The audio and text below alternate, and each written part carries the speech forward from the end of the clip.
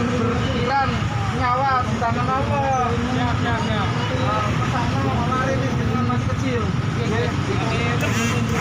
Nah, yuk. Sementara yang penting masker lah. Oh iya.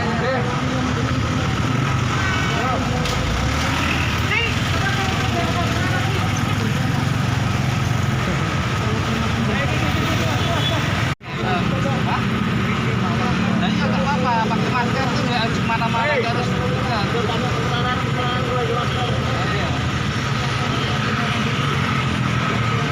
harus pakai masker, nggak harus kemana, harus pakai masker ya. Masker ya. Jangan lupa pakai helm untuk keamanan kepala juga ya.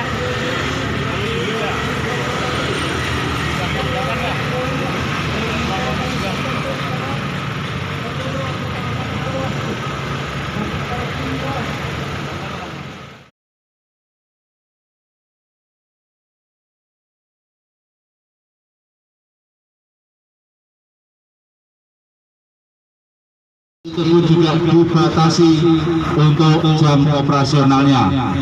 Untuk pasar hanya diperbolehkan buka sampai dengan pukul 14.00. Untuk yang membuka warung pertokoan dibatasi sampai dengan jam 20.00.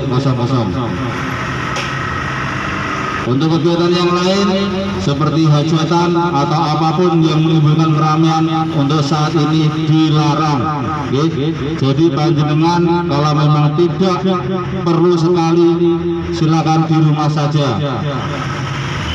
Silakan di rumah saja. Protokol kesehatan diterapkan dimanapun panjenengan berada, baik di rumah maupun di luar rumah. Jaga diri, jaga keluarga, karena hanya itu yang bisa kita lakukan untuk saat ini.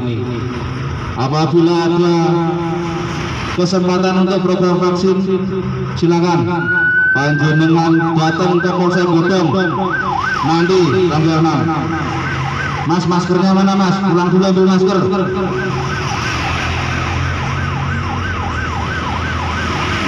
Jadi saya ulangi sekali lagi, bagi warga yang berumur 18 tahun ke atas dan sudah mempunyai KTP, silakan datang ke Polsek Godong pada tanggal 6 untuk mendapatkan vaksinasi.